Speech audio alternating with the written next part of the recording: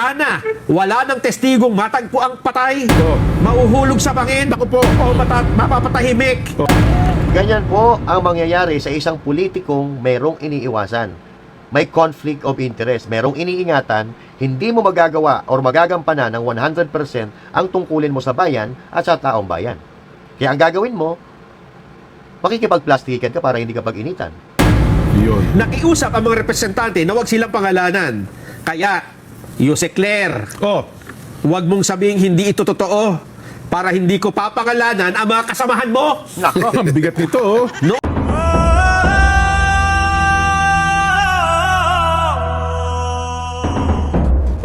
O eto na, Congressman Lian Leviste, ilalabas na ang video. Nako, yari kayong mga manggagancho.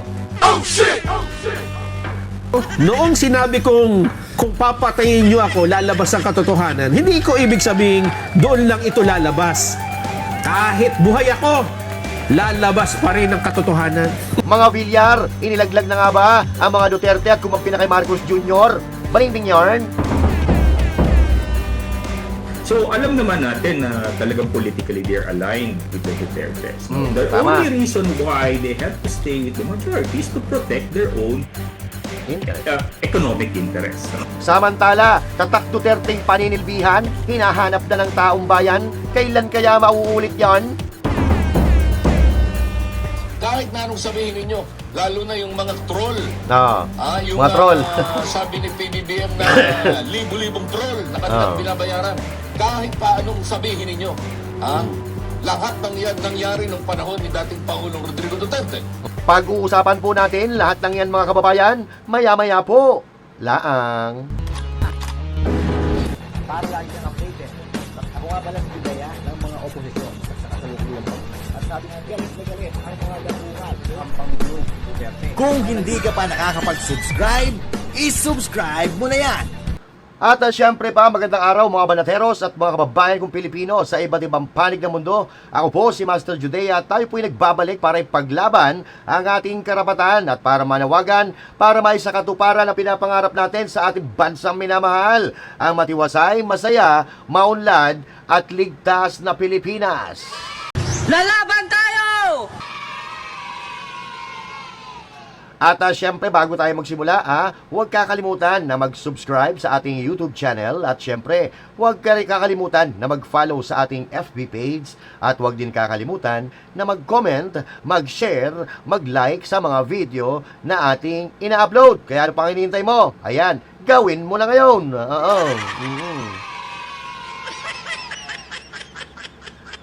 At siyempre, eto na, unang arangkada, Leandro Leviste, may video laban sa mga mastermind at mga tumatanggap ng kickbacks. Abay, nasabi niya na ito dati, di ba? At halos lahat daw ng politiko nakatanggap, pati ang nanay niya. At sinabi rin niya na may mga kongresista daw sa Davao na hindi nabigyan dahil kalaban sa politika. At siyempre, si BP Sara, wala ring insertions dahil alam niyo na. Pero ngayon, mga kababayan, lalong umiinit ang eksena dahil dito sa nangyari kay Loren Ligarda, mukhang mapapabilis ang paglabas ng mga ebidensya. Alam nyo mga kababayan, itong ginagawa ni Congressman Leviste, pwede itong ikapahamak ng buhay niya. Nakikita naman natin ngayon kung paano siya ginigipit, paano siya binabanatan ng kampo ng mga kawatan. Pero ano nga ba talaga ang hawak ni Congressman Leviste at bakit umabot pa sa punto na kailangan niyang umalis ng bansa para hindi siya mapahamak? Ibig sabihin, neto, mga kababayan, ay malakas ang hawak niyang ebidensya. At pati nga nanay niya, sinasabihan siya na, hoy, iho, umalis ka muna dahil baka mapaano ka. So alamin natin ang bagya ang istoryang yan dahil eto, may bagong development at hindi lang pala mga papeles o dokumentong Cabral files ang hawak ni Congressman Leviste, kundi meron mga video pa at gumawa na rin siya mismo ng sarili niyang video. Aba, yari tayo dito, yari kayo. Tuloy ang kwento. May bala kayo na hindi tumupad sa pangako nyo kay Senador Loren Lagarda. Mag-ingat kayo. Bakit? Dahil may babala ang kanyang anak na si Kong Lian Leviste. Nako. Ba? Ha? Ang sabi niya, Ilalabas ko ang mga ebidensya ng kickback sa tamang panahon. So sa English, in due time. Ayan, Oo. oh. Yan ba? In due Oo. time. Oh. Hindi ko gustong mag-abroad. Humingi ako ng pahintulot sa Kongreso dahil pinakausapan ako ng aking ina ng ilang representante ng administrasyon na mag-abroad ako. Oo. Ay sa tuluyan kong ilabas ang ebidensya tungkol sa mga proponents ng maanumalyang DPWH project. Mabigat yan, ha? Oo. Higit pa sa Cabral Files, nasa akin ang ebidensyang nagpapakita ng pagtanggap ng kickbacks. Yan Nako.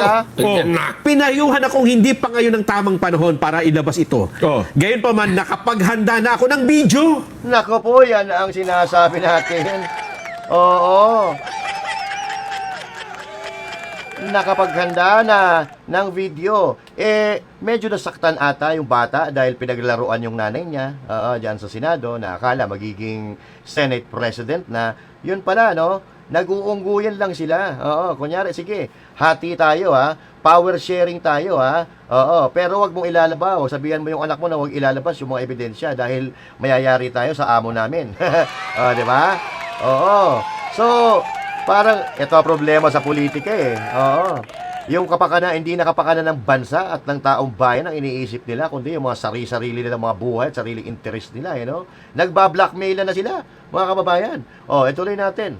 Ba? Para kahit ano man ang mangyari sa akin, lalabas ang katotohanan. May video na siya, ha? Oo. Kapag Nako. nailabas ang ebidensyang ito, mauunawaan ninyo kung bakit nila ako inaatake. Grabe. Dahil sa takot nila sa ilalabas ko. Ngayon man hindi tayo matitinag sa mga paratang na walang basihan. At lalabas din ang katotohanan sa tamang panahon. Ayan. Sa tamang panahon pa pala. Oo. Actually, mga kababayan ko, marami na pong nailabas na ebidensya. Oo. Pero nagbulag-bulagan yung mga politiko dahil nga kasabwat yung amo nila, mastermind yung amo nila. Ang daming ebidensyang inilabas pero walang nagawa yung mga ebidensya na yon. Dahil kayang-kaya nilang pagtakpan gamit yung kapangyarihan, mga posisyon nila at yung kanilang mga inuupuan na pwesto diyan sa gobyerno. Isa sa halimbawa na expose na napakalaki. Yung expose ni Saldico, ano nangyari? Hanggang ngayon wala. Yung mga binanggit na niya doon, si Marcos Jr., si Martin Romualdez, inimbestigahan ba? Walang nangyaring investigasyon. Napagtakpan nila yon. O ngayon, patay na naman yung expose ni Saldico. Kaya naman ito, siguro si Congressman Leandro Liviste naghihintay ng tamang panahon para ilabas ang kanyang mga hawak, no? Yung kanyang mga hawak. Kasi napakaraming factors po Napakaraming factors na dapat isaalang-alang. Tulad ng kanyang ina, 'di ba? Baka pag-initan sa Senado, pag-initan sa Kongreso, pag-initan ng gobyerno tulad niya. Kaya nakikita natin si Loren Legarda kahit nakakabwisit, pero tanggapin natin na nakikipaglaro siya sa politika. Nakikipaglaro siya sa mga politiko para mailigtas ang anak niya, mailigtas ang sarili niya. Ang nangyayari ito, baka nagkakaroon kasi ng sindakan. Sige, kapag di nyo ako ginawang Senate President, sasabihan ko yung anak ko na ilabas na ang ebidensya, yung mga video. Napakaraming pupwedeng dahilan. Pero, yung tamang panahon na yan, kung kailan ilalabas yung mga ebidensya na video na yan, hindi natin alam. Tanging si Leandro Liviste ang nakakaalam niyan. Pero ang alam natin, ang 100% na nakakasiguro tayo, may hawak na ebidensya. Si Leandro Liviste. At pag itong mga ebidensya na ito ay lumabas, maraming mga personalidad na madadamay. At sabi nga niya, pati nanay niya, kasama dito. Pero, hindi ganun kalaki tulad ng mga sipsep at talaga mga buhaya na kongresista at mga senador. Tuloy natin ang video. Kapag dumating ang panahong iyon, sana maunawaan ninyo kung bakit ako pinayuhan na hindi pa ngayon ang tamang oras upang ilabas ito. Ayun. Umaasa rin ako na magbabahagi ng katotohanan sina dating Yusek Bernardo, Secretary Bonoan, at iba pang kasalukuyan at dating cabinet secretaries at undersecretaries. Ang tamang panahon ay darating kapag ang may alam tungkol sa mga maanumalyang DPWH projects at kung sino ang nakatanggap ng kickbacks ay handa nang magsalita. At mangyayari lang ito kung ramdam nila na susuportahan at poprotektahan sila ng taong bayan kapag ibinahagi nila ang katotohanan. Ayun. Katakot-takot ang ginagawa ng mga sangkot sa mga anomalya para pagtakban ang katotohanan. Naku, halata nga, no? Sana wala ng testigong matagpo ang patay, Oh. mauhulog sa bangin, Naku po. o mapapatahimik. Oh. Ngunit, kung may mangyari man, mabuti kung nakapag-iwan sila ng kanilang files, affidavit o recordings sa mga mapagkakatiwalaang tao para hindi mabaon ang katotohanan. Yun. Nakiusap ang mga representante na huwag silang pangalanan. Kaya, Yuse Claire, Oh. huwag mong sabing hindi ito totoo para hindi ko papangalanan ang mga kasamahan mo. Nako. Ang bigat nito, oh. Noong sinabi kong kung papatayin niyo ako, lalabas ang katotohanan, hindi ko ibig sabihin doon lang ito lalabas. Kahit buhay ako, lalabas pa rin ang katotohanan. Nako. Mabigat, Mabigat. ito. Oh. Talagang... Wala, talo yung nanay. Walang, Talo. walang katakot-takot yung Ito may Leandro, prinsipyo. no? Talaga may prinsipyo. Oho. Yari kayo. Yari kayo dito talaga. Oo. Talo yung nanay, no? Oo. Talo yung nanay. Pero ang tanong, kailan kaya mangyayari yan? Kailan natin malalaman kung sino talaga ang mastermind? Kung sino yung mga binigyan nila? Kasi kompletos recados yan. Kaya, mahirap na ilabas yan. Kasi pag nilabas mo yan, itatanggi nila, no? Itatanggi nila, tapos mababaon na naman sa limot. Katulad ng mga nangyari noong mga una-una pang panahon. Itinanggi lang, at dahil sila ay nasa posisyon, pinagtatanggal yung mga ebidensya, sinunog, tinanggal sa mga files yung ebidensya, hanggang ngayon, yung mga buhaya dati noon pa, putang ina, malaya pa. At ngayon, ang kawawa dito, tayong mga Pilipino. Tayong mga Pilipino na pinagkakaitan ng hustisya dahil sa mga pansarili lang nilang buhay ang iniintindi nila. Sila mayayaman. Tayo ang nagpapasweldo sa kanila sa pamamagitan ng ating mga buwis. Diba? Sa binabayad natin, sa kung ano-anong kinukuha natin sa gobyerno. Ang nangyayari, parang nagbablackmail na sila ngayon para mapigilang lumabas ang kanyang baho. Ang panalo dito, yung walang itinatagong baho. Yun ang panalo dito. Pero kapag ikaw, may baho ka, hindi ka po pwede, wala kang karapatan. Dahil pag naglabas ka ng baho ng iba, ilalabas din nila ang baho mo. Ipapakilala ka rin nila. Halos lahat, katulad ng sinabi ni Congressman Leviste, na halos lahat tumanggap ng kickbacks. Kaya, lahat sila tahimik ngayon. Yun ang problema. 'Di ba? So ngayon, naniniwala ako, mga kababayan, na legit itong hawak ni Lian Leviste. Kasi, hindi niya ipapahamak ang sarili niya ng ganun-ganun lang. Kung wala siyang mapapala dyan, at kung wala siyang mapapatunayan, hindi niya ipapahamak ang sarili niya. Alam ko, tinatansya niya ang mga bagay-bagay. Kasi baka mamaya, pag nilabas niya, wala namang politiko nakakampi sa kanya. Dahil, tulad ng sinabi ko, halos lahat naging buhaya na. Maliban sa mga kakampi ng mga Duterte na pinag-iinitan nila, of course, hindi ibibigyan ng allocables, hindi ibibigyan ng budget. Yun ang problema. May mga tumatanaw pa nga ng utang na loob. Di ba?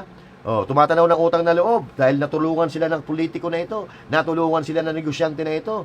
Di ba?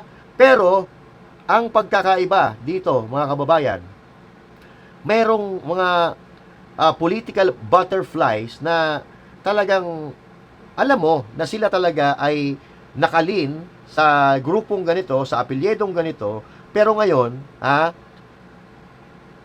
nakikipaglaro na sila sa apoy, nakikipaglaro sa politika para sa sarili nilang mga interes dahil may mga iniingatan sila. Katulad ng mga Villar. Eto ngayon. Well, obviously, ang tanong kasi, bakit hanggang ngayon nasa majority pa rin ang mga Villar, di ba? From the very beginning, alam naman natin nasaan sila, di ba?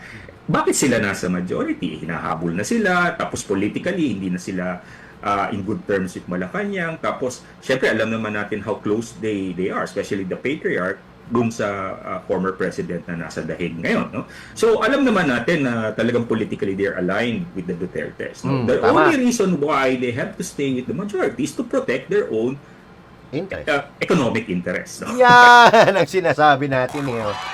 Oo. Araw-araw natin sinasabi ito Araw-araw natin sinabi at tinumbok ngayon ni Julio Tenhaki, political scientist. Alam naman natin na yung mga Villar, mga Duterte, magkaibigan talaga. Lalo na yung mga tatay. Si PRRD, si Manny Villar, magkaibigan talaga tunay yan. At kung hindi kay Digong, ito tandaan natin kung hindi kay Digong, hindi naman mananalo si Mark Villar. At kung hindi naman dahil kay BP Sara, hindi naman mananalo si Camille Villar. Alam nila sa mga sarili nila yan. Kaya lang, there is a lot at stake. Yung mga business nila, yung mga posisyon nila na gusto nilang isalba, kaya nga nasasabihan sila ngayon na balingbing. 'Di ba? Kasi nakikipaglaro sila. Yan kasi ang problema kapag ikaw ay nasa politika na may malaki kang negosyo, nasasakripisyo yung trabaho dahil iniingatan mo na maapektuhan yung business interest mo, yung kumpanya mo, para hindi madamay sa politika. And I think it's high time na pumili tayo ng mga susunod na iboboto natin na walang malalaking negosyo. Kasi nagkakaroon ng conflict nagkakaroon ng conflict, nasasakripisyo yung kanilang paglilingkod sa bayan dahil may iniingatan sila at iniiwasan silang masagasaan. Yun po ang tunay na nangyayari sa ating bayan. I mean, if I may be blunt, no? Of course, yung dalawang committee na hawak nila is very important to their own economic interest, no? Yung Agri. Agri and public works. Yeah. Public works Oh, and yeah. agri, no? Of course, Mark Villar with agriculture, with public works, and Camille with agriculture. Alam naman natin ang track record ng mga Villar sa usaping yan, no? So, it's very critical that, ang bali-balita kasi, willing silang itaya ito pag siguradong may numero na. Kaso hindi nagpakita si Senator De La Rosa, no? Kasi ang dilema naman ni Senator De La Rosa, will he risk it, no? Na he will be a part of this stratagem, no? He will play the political game. Magpakita siya doon, parang very dramatic, magpapakita siya doon. Biglang magpakita yung mga mag-aaresto sa kanya, meron na palang warrant of arrest, no? So he wouldn't risk that, right? So kaya although very bold yung game plan, no? But it hindi siya pulido, no? So it's very difficult to execute actually. Ayon. So yun, malinaw na malinaw mga kababayan. Kung makikita natin yung mga Villar, nakikipaghuntahan na kay Marcos, kay Lisa Marcos. Kamakailan lang, may mga nakita tayong video na magkakasama sila. So alam natin, itong mga Villar po, baka Duterte talaga yung mga yan. Pero nakikita naman natin ngayon, pinag-iinitan sila. Marami ang mapapahamak, marami ang masasakripisyo tulad ng kanilang mga negosyo, ng kanilang mga pwesto, na may kaugnayan din sa kanilang mga negosyo. Kung wala silang negosyo, wala sanang problema. Wala sana silang kinatatakutan. Well, hindi naman natin sinasabi na bawal magnegosyo. Kaya lang, pag ikaw ay isang politiko at may isa kang negosyo, isang malaking negosyo na komplikado sa mga proyekto na may kinalaman sa mga proyekto ng gobyerno, magkakaroon po ng interest yan. Self-interest po yan. Oo. So, ang ginagawa nila, nakikipagbabutihan sila sa administrasyon ni Bongbong Marcos Jr. para hindi masakripisyo yung kanilang kabuhayan at at the same time, yung kanilang mga posisyon na pinangahawakan. So, pero kung tutuusin, mga kababayan, may self-interest talaga dito, conflict of interest na tinatawag. Tingnan nyo ngayon, laro sila ng laro ng apoy. Kung saan natin nakikita, na magkakasama sila. Kasi wala sila magagawa kasi may kaso na nakaabang para i-file kay Manny Villar. Pinag-iinitan yung mga Villar, nakikita naman natin sa balita. Pero mali Kung ako isang mayaman katulad nila, uubusin ko yung pera ko para labanan ng mga timawa na ito. Biruin mo Villar. Mga Villar, ang pangalawa sa pinakamayamang tao sa Pilipinas. Tapos titiklop ka lang sa bangag. Diba? Yan ang problema. So, ganyan po. Ganyan po ang mangyayari sa isang politikong merong iniiwasan. May conflict of interest. Merong iniingatan, hindi mo magagawa or magagampanan ng 100% ang tungkulin mo sa bayan at sa tao bayan. Kaya ang gagawin mo, makikipagplastikan ka para hindi ka pag-initan. Tulad din yan ng mga politikong nakipagsabwatan. Paano sila magrereklamo? Sila din na kinabang. Di ba? So, ganun lang po ang nangyayari. paano ako, halimbawa, nakinabang ako, paano ko irereklamo yung nagbigay sa akin ng pakinabang na yan? Dahil pag ako nagreklamo, sasabihin niya, ay, kasabot yan. Pag-iinitan ako niyan. Katulad ni Mauro Revilla, tingnan mo. Nakakulong na, pero walang matibay na ebidensya na nagdidiin sa kanya, maliban sa paratang. Pero tingnan mo ngayon, nakakulong at ginigipit, yung mga request niya, hindi pinagbibigyan, samantalang wala pa namang hearing na nagaganap, hindi pa siya nahahatulan. Ganun po kalupit ang hustisya sa Pilipinas ngayon. Kung sino ang ituro nila, kung sino ang gusto nilang pahirapan, kaya nilang gawin. Wala na pong wala na pong hustisya, wala na pong demokrasya, at hindi na po nasusunod ang batas ng Pilipinas. So, katulad ng sinabi ko, ganyan ang mangyayari sa mga politikong mayroong iniingatan, mayroong iniiwasan. Tipid magsalita, kontrolado ang salita dahil baka mapahamak ang kanilang mga iniingatang negosyo, iniingatang interes. Kaya doon, nagkakasabit-sabit ang Pilipinas. Kaya, sa mga susunod, kalimutan nyo na yung mga politiko na ganyan. Yung mga politiko na may mga negosyo, kalimutan nyo na yan. Kasi kahit sabihin pa natin, ay, nag-diverse na kami sa negosyo namin. Pucha na, kunya-kunyari lang yan, na mga nag-diverse yan. Tingnan mo ngayon, nagkakaroon ng interes, kaya kahit gusto nilang lumaban, ipaglaban ang kapakanan ng taong bayan at ipaglaban ang katotohanan, hindi nila magawa. Dahil sila, apektado, mapag-iinitan, dahil meron sila na, negosyo at pwesto na iniingatan. Kaya, wag na tayo buboto ng mga katulad ng mga ganyan. Kumuha na tayo ng mga bago. Kahit sino, basta bago. Yung mga walang halong walang halong Marcos, walang halong Pinklawan, walang halong Dilawan, walang halong Duterte. Wag na nating isipin na maka-Duterte tayo. Wag nating isipin. Hindi mo porket inendorso ni Duterte, iboboto mo na. Hindi. May sarili kang pag-iisip. May sarili kang ballpen, may sarili kang daliri para magsulat at pumirma. So, hindi porket inendorso ng mga Duterte at kung sino man nakakilala mo at malapit sa puso mo, malapit sa pagkatao mo, iboboto mo na.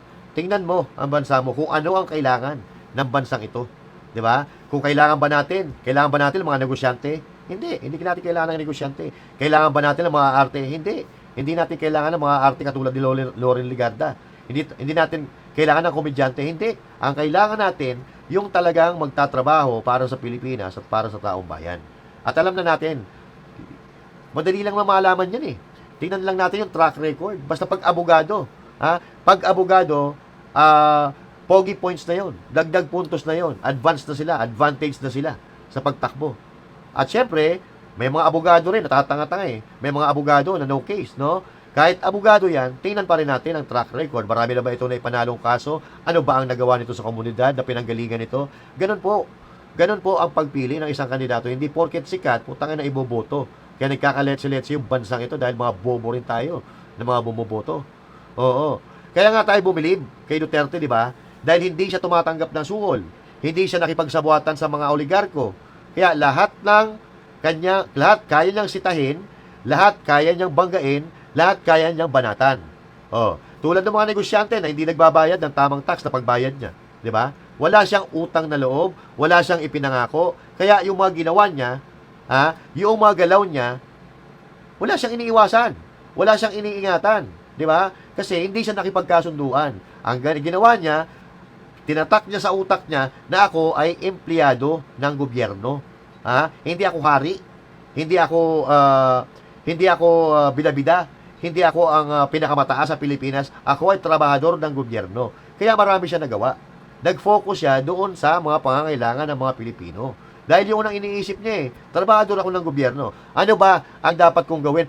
Ano ba ang dapat ginagawa ng trabahador ng gobyerno? Magnakaw ba? Magbida-bida ba?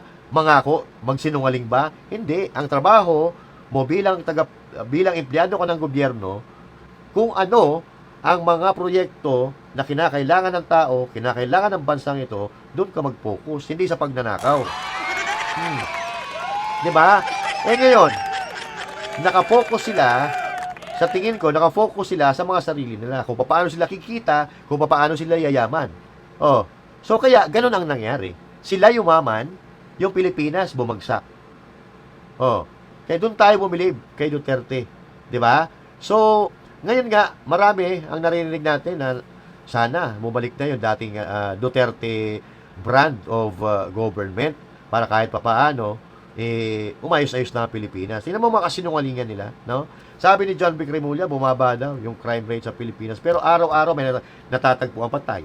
Nakalagay sa sako, binaril na ganito, tinambangan sa ganito. So, yung sinasabi nilang numero, hindi nagtutugma sa nangyayari. Oo, dahil nakikita naman natin sa balita, di ba? Oh, kung ano yung mga nangyayari. Halos nakakatakot nga eh. Kasi halos araw-araw meron nangyayari hindi maganda. May tinatambangan. May pulis pa nga, di ba? Na mag-ina. So, ganun kalala ang problema. Kaya, yung tao, sa tuwing bumubuka ang bibig ni Remulla, ng dalawang magkapatid na Remulla, natatawa. Kaya to, nakakamiss man yung Duterte administration, pero wala tayong magagawa eh. Kasi ang gusto nila legal eh. Manggaling sa botohan para maupo sila, yun ang gusto nila. Pero yung aagawin kay Marcos Jr., ayaw naman nila yan. Dahil kung gustong agawin niya ni VP Sara Duterte, noon pa. Di ba? Noon pa inagaw na yan. Kasi napakaraming mga chances na pwedeng maagaw ang gobyerno kay Marcos Jr. pero hindi nila ginawa. Dahil sa delikadesa. Ang gusto ng mga Duterte, magbotohan tayo kung sino ang gusto ng tao, yan ang uupo. Di ba? Pero ito nabigyan sila ng pagkakataon na ayusin yung mga sarili nila. Pero ang ginawa nila, pinagnanakaw yung pera ng bansa. Kaya nakakamiss talaga ang Duterte administration. Kaya nga itong galit na galit si ano pa pangalan nito? Hindi ko ipinagtatanggol or whatever, Huwag niyo sana akong pag-isipan. Pero, kung titingnan ninyo, nung unang 3 taon sa kabila ng pandemya ng nakaraang administrasyon, hindi ba kahit papano, pinaspasan ng gobyerno ang mga trabaho. Dahil doon sa build, marami mga Pilipino na bigyan ng trabaho. Yan. Kaya nga, yung part na yan, hindi nila madali si Duterte dyan eh. Sa mga proyekto, sa project, sa mga nagawa, sa mga accomplishment. Hindi sila pumapasok dyan. Hindi sila pumapasok sa bagay na yan dahil alam natin na marami tayong isasampal sa kanilang ebidensya na nagawa ng Duterte administration na ikakadebunk kung ano man ang naratibo nila na walang nagawa. Kaya nga doon sila nakafocus sa AJK, di ba? AJK. Yun ang doon nila pinuruhan si Duterte kasi wala silang pwedeng bintang na nagnakaw yung Duterte, nagplunder ang Duterte. Wala. Kaya AJK ang ginamit nila. Yung nagustuhan ng taong bayan na pinakagusto ng taong bayan na nagawa or accomplishment ng Duterte, yun pa ang ginamit nila para kidnapin at para pahirapan si Duterte. Tingnan mo kung gaano sila kawalang hiya. Yung nagustuhan ng tao, yun ang ginamit nila para ikulong or kidnapin, dalhin si Duterte sa Netherlands. Diba? Baliktad, mga kababayan. Sa tuloy-tuloy na mga programa na yan. Kahit na anong sabihin ninyo, lalo na yung mga troll. Yung mga troll. Sabi ni PBBM na libo-libong troll na kanilang binabayaran. Kahit pa anong sabihin ninyo. Lahat ng yan nangyari nung panahon ni dating Pangulong Rodrigo Duterte. Hindi ba nga? Pero ngayon, unang taon, anong nangyari? Wala naman tayong pandemya, pero we did not fail or see anything. At ngayon, mangungutang tayo para ibayad sa utang. At para idagdag sa gastusin. Malastik naman Pero talagang puro kabalintuanan ito. Kabalintunaan, puro kabalbalan. Ayan, puro kabalbalan.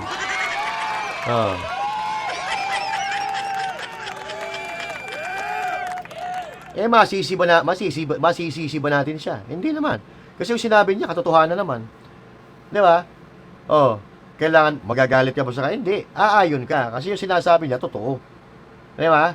So, kaya nga sinabi ko, hinahanap na ng taong bayan ang tatak Duterteng paninilbihan. Pero huwag kayong mag-alala mga kababayan. Natiis nga natin yung 3 taon mula 2022, di ba? 2025, 2026 na ngayon. So, wala nang 2 taon. Wala nang 2 taon, almost 1 year na lang. Wala. Kasi May 2028. Hindi. 2 taon pa. Halos 2 taon. So, ano lang tayo, huwag tayo mawawala ng pag-asa kasi may mangyayari at mangyayari. Matatapos din ang pag-aari-arian nila. Matatapos din yung pagdanakaw na yan. Ngayon, maaari, posible na pagtatakpan nila kasi sila yung mga nasa pwesto, pero matatapos din yan. Matatapos din yan at may pagkakataon at darating ang panahon na pananagutan nila ang mga kasalanan nila sa taong bayan, sa gobyerno, so pati na rin sa Diyos. Kasi ang pagnanakaw, hindi lang yan kasalanan sa bayan eh. Kasalanan yan sa mata ng Diyos. Di ba? Nakalagay sa Biblia yan, mga kababayan. Ang pagnanakaw ay kasama yan sa mortal sin na nakapaloob. Nakapaloob sa Biblia, mga kababayan. Kaya, wala, alam ko na may yung mga ganyan, nung gumagawa ng ganyan, may kaba yan. May karma naman yan eh. Hindi sa lahat ng pagkakataon, napagtatakpan nila ang kanilang mga kasinungalingan. Darating ang panahon na kakagatin sila ng karma at yun ang hihintayin natin. Kasi ngayon, kahit anong gawin natin, hindi kaya eh. Wala tayong magagawa dyan. Kahit anong gawin natin, magsisisigaw tayo dyan, mag-rally tayo dyan, walang mangyayari. Ilang rally na ba nangyari? Napakarami na. Nag-rally pa nga, Luzon, Visayas, Mindanao, pero walang nangyari. Kasi, hawak nila. Hawak nila ang alas, wala tayong magagawa. Sila makapangyarihan ngayon. At kahit sabihin pa natin na napaka lakas ng ebidensya, maraming ebidensya, walang magagawa yan. Kasi hawak nila lahat. Hawak nila Kongreso, hawak nila mga sangay ng gobyerno, pati yung mga Senado, tingnan mo eh, di ba? Oo, nag-uungguyan sila dyan, nagpaplastikan sila para sa sarili nilang kapakinabangan. Kaya, ngayon pa lang, mga kababayan, ang suggestion ko sa inyo, bago dumating ang eleksyon, mamili na kayo ng mga prospective ninyo, ng mga magiging senador, magiging kongresista, magiging kapitan, mayor, barangay captain dyan sa inyong lugar. Yung mga maasahan. Hindi yung boboto mo dahil kaibigan mo, dahil kamag-anak mo, dahil sikat, dahil ganito. Iboto nyo yung mapapakinabangan ng bayan. Hindi yung siya ang nakikinabang sa bayan, kaya yumayaman. Okay? So mga kababayan, hanggang dito na lang po at magkita-kita tayo muli sa susunod na video. And again, this is Master Jude saying thank you. God bless you all and to God be the glory. Magandang araw po sa inyo lahat. Happy weekend, ha? Enjoy your weekend.